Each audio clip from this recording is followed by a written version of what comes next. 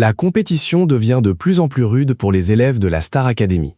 Lors du dernier Prime, c'est Jeanne qui a été éliminée, et la jeune femme a laissé derrière elle des camarades bien décidés à aller le plus loin possible. Cette semaine est un peu spéciale, puisque les académiciens vont fêter Noël au château de Dame Marie-Lélis. Pour cela, les professeurs ont décidé de les laisser un peu tranquilles, mais pas trop longtemps. Ce dimanche 21 décembre, Michael Goldman a rendu visite aux participants pour leur annoncer les grandes lignes des prochaines évaluations. Celles-ci auront une grande importance pour la suite de la compétition. Le prochain Prime s'annonce être très difficile pour les candidats, puisqu'il va prendre la forme d'un Prime spécial évaluation.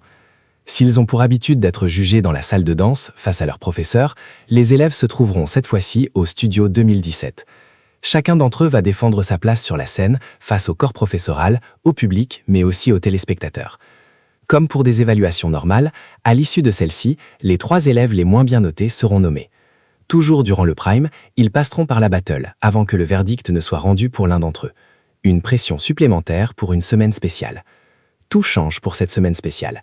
Michael Goldman a fait savoir aux élèves que le but de ces évaluations n'était pas seulement de bien performer. En effet, ils sont invités à proposer une carte blanche, c'est-à-dire qu'ils vont être libres du choix du titre et du genre musical. La seule condition, défendre un projet personnel et assumé.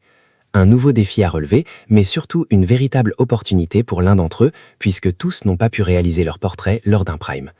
Toutefois, Michael Goldman a précisé que cette carte blanche ne devrait être attribuée qu'à l'élève qui sera immunisé durant la soirée. Lors de sa venue, Michael Goldman a dévoilé les chansons imposées pour cette soirée spéciale évaluation en direct. Les élèves ont donc découvert les morceaux choisis par la production, avec Magnolias Forever de Claude François pour Ambre. De son côté, Anouk va interpréter L'amour existe encore de Céline Dion. Mélissa défend sa place sur Les mots bleus de Christophe, Léa va s'attaquer à Chandelier de Sia. Bastien, de son côté, va s'illustrer sur L'enfer de Stromae.